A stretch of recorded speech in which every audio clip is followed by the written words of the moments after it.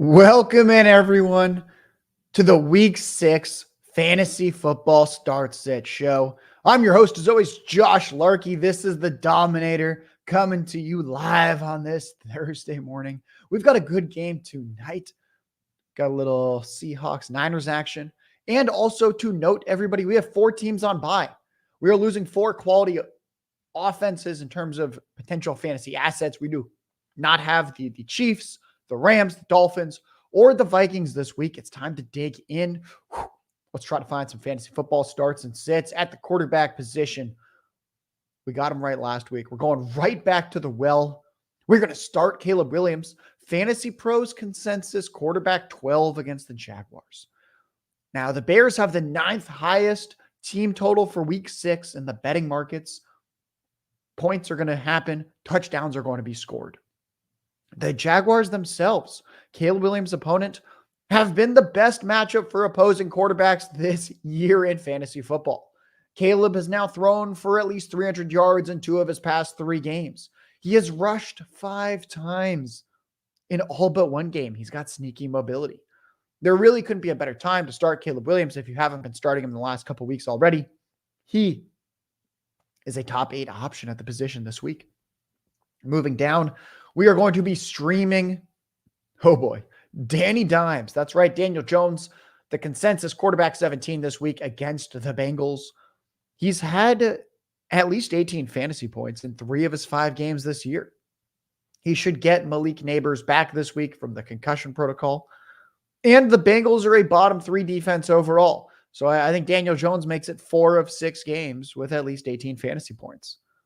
Let's turn to the running back position. We've got a little duo right here.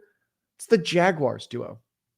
Travis Etienne, the consensus running back 22, and Tank Bigsby, the consensus running back 25 at the Chicago Bears. So I know the Jaguars backfield's been frustrating, but it's a great matchup.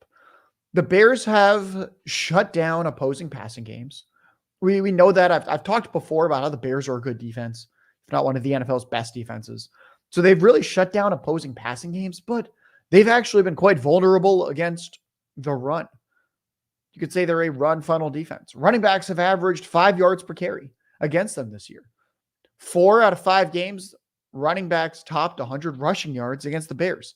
The only game that didn't happen was week 2 when Joe Mixon sprained his ankle early on, and they had to turn to, I believe it was Cam Akers, Dario Gubawale. It was bad.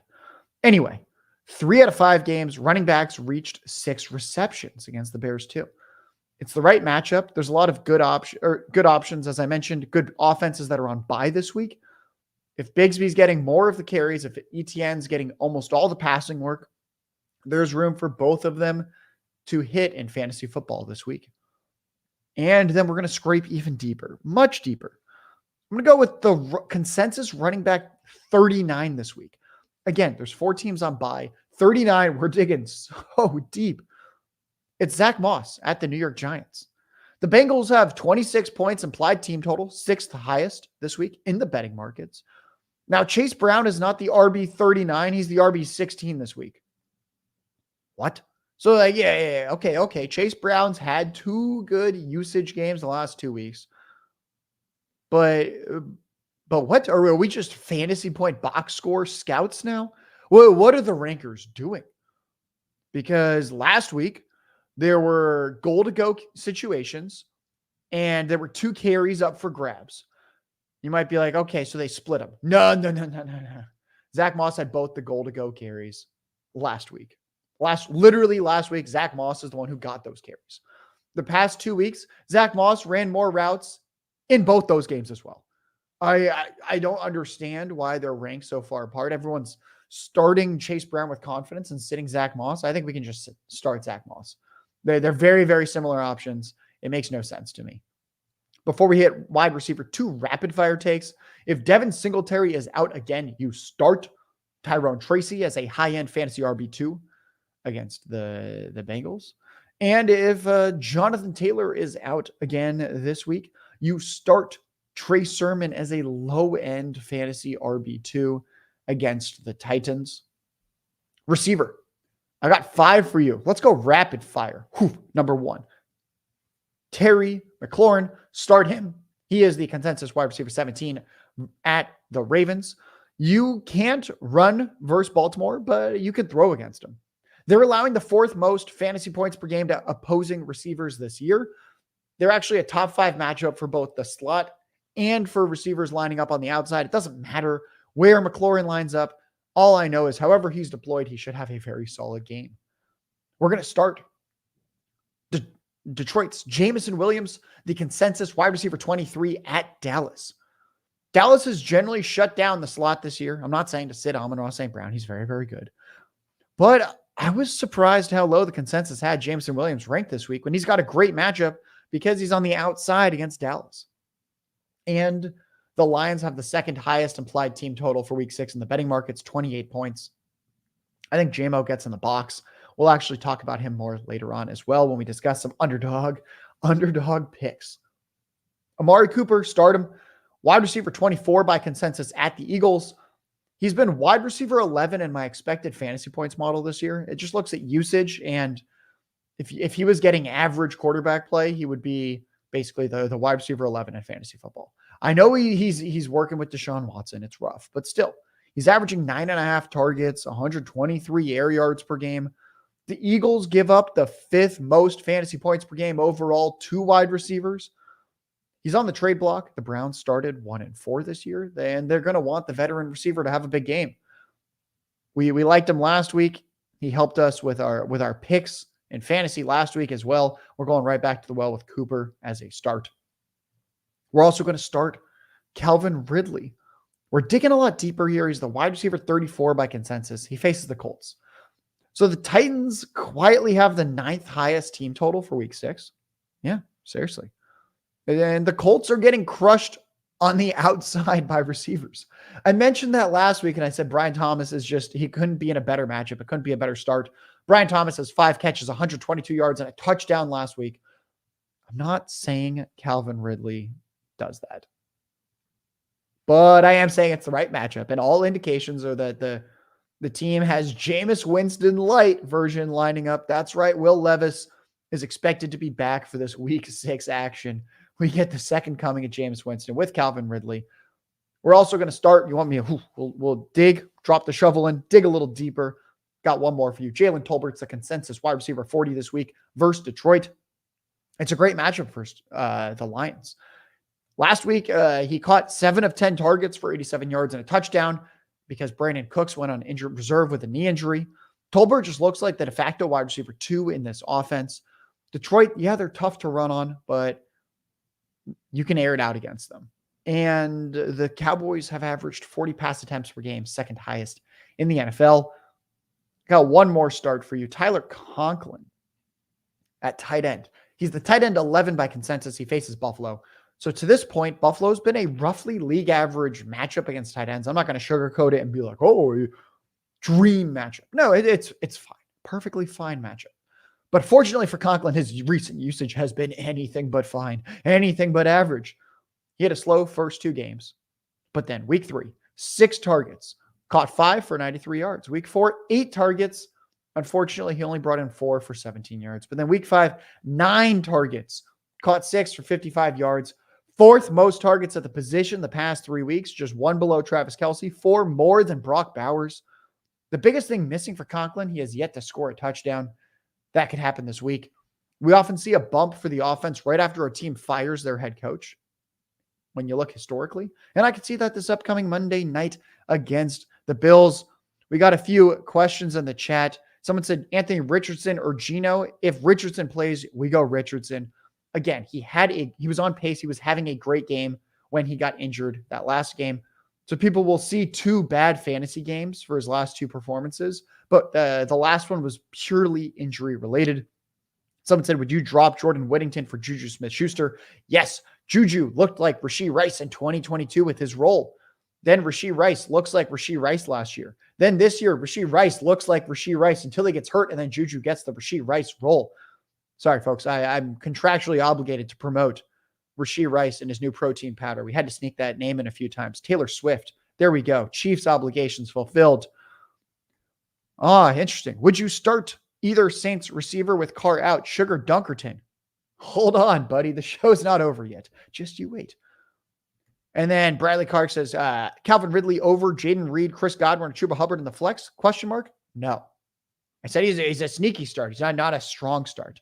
Folks, we'll be right back with some sits at the positions, and then I will hit you with that underdog pick 3 for week 6.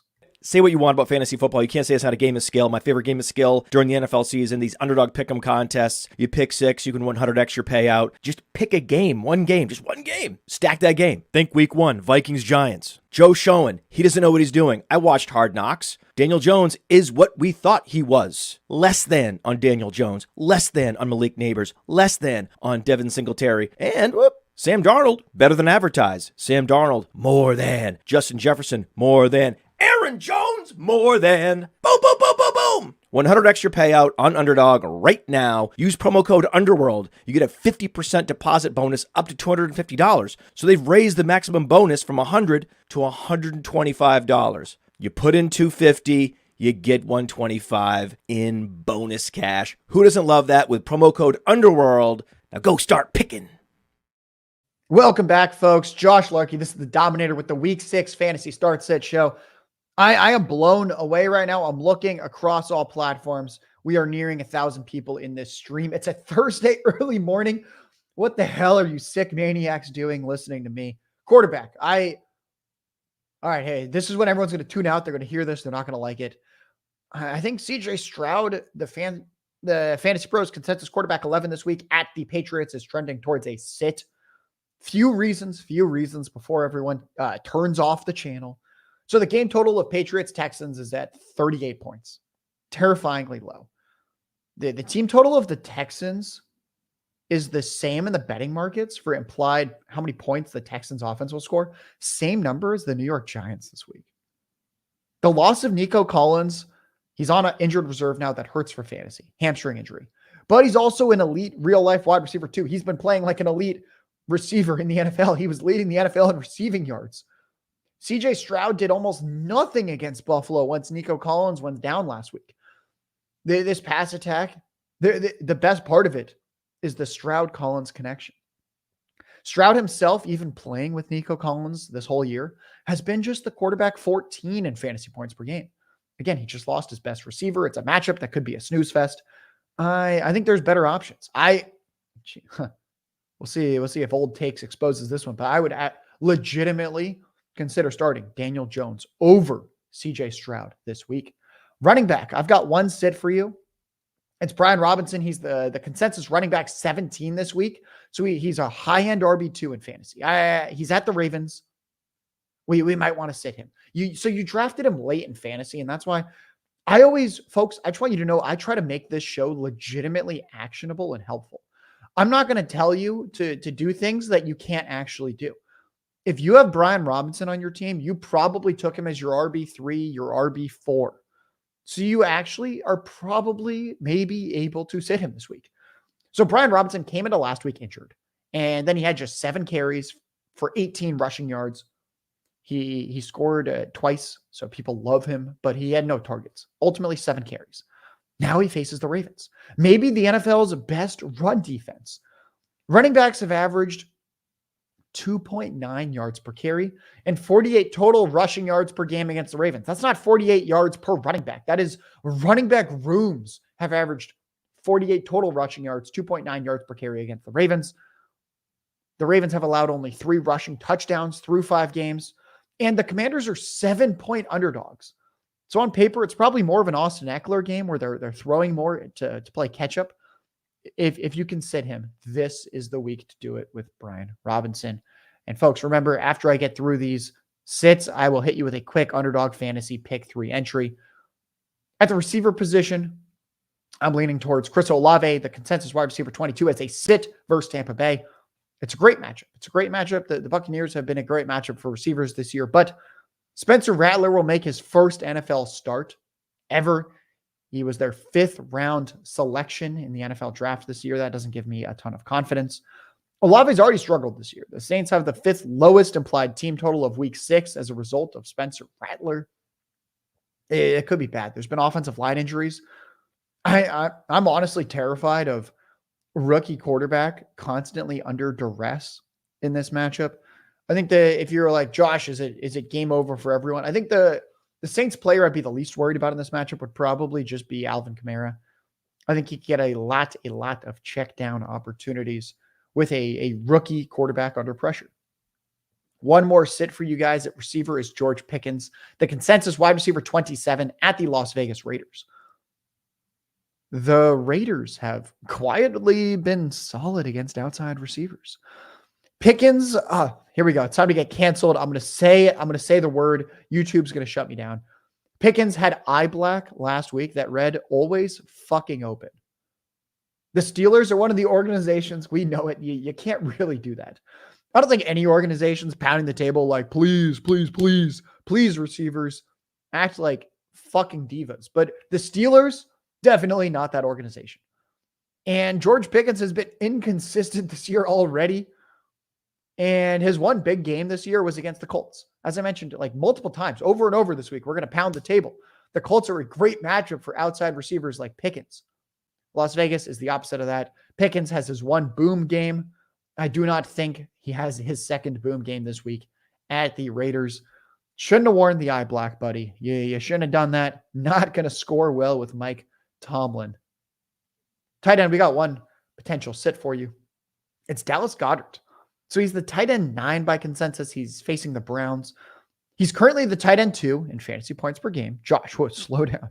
You're saying to sit the tight end 2. But it's almost entirely because he caught 10 passes for 170 yards in week 3, a game that A.J. Brown didn't play. Both A.J. Brown, Devonta Smith should be active for this game. And the Browns have just been a brutal matchup for tight ends this year. They held Jake Ferguson, the Ferg daddy himself, to just 3 catches and 15 yards. They held Brock Bowers, the second coming of Jesus Christ, the third coming of Rob Gronkowski, of Travis Kelce, of Antonio Gates, of all the historical tight ends we love. Brock Bowers, he was held to 2 catches, 19 yards against the Browns. Overall, tight end rooms as a nucleus have averaged just 3 catches, 35 yards per game against the Browns this year. Poor Dallas Goedert. Folks, we made it. It's time to hit you with that Underdog Fantasy Pick 3 entry and get you out of here. We might keep this show to 20 minutes. That's good for our sponsorships. That's good for the protein powder, Rashee Rice, Taylor Swift, all those Chiefs sponsorships while they're on with their week 6 bye. All right. On a serious note, the Underdog Pick 3, I mentioned him earlier in the show, Jameson Williams, higher than 21.5 yards, longest reception. Dallas has been tougher against the slot. The receivers lining up outside like Jamo. Jamo has a reception of at least 50 yards this year in 3 or 4 games. I also like the alt lines you can take for Jamo. Higher than 29.5 longest reception, higher than 39.5 yards longest reception on Underdog. Just click the up-down arrows on the pick. You'll see a little up-down arrows. You can just click those for the 21.5 to access those alt lines. All right. Jamo, higher, 21.5 longest reception. Amari Cooper, I talked about him as the start, higher, 49.5 total yards. He's averaging nearly 10 targets per game. He's on the trade block. He's been higher in 2 of his past 3 games. The Eagles are a top 5 matchup for receivers. And then finally, let's get a lower. Brian Robinson, lower, 48.5 rushing yards. B-Rob's rushing line is not listed on Prize Picks. It's not listed on any sports book. Underdog is going out on a limb here with this one, and I'm going to say thank you. So he's been lower than this in 3 of 5 games already. He might still be dealing with an injury that hampered him last week. The Ravens themselves might be the worst possible matchup for running backs on the ground. It's the ferocious run D. They're allowing 2.9 yards per carry, 48 total rushing yards to the entire running back room per game. The Commanders are touchdown underdogs. I think Brian Robinson carries the ball 12 times for 35 yards in this contest and hits that lower. I'm Josh Larky. This is the Dominator, the Week 6 Start Sit Show. I will be back with you all next week. You can follow me on Twitter at JLarkyTweets if you want more fantasy picks, if you want to ask me more Start Sit questions. Thank you, everyone. Hey, I want to thank you for being part of this broadcast. If you have any thoughts on it, leave a comment. If you enjoyed it, make sure you leave a like. And if you want to see more shows on the Player Profiler channel, subscribe to it. That's how we know you want more.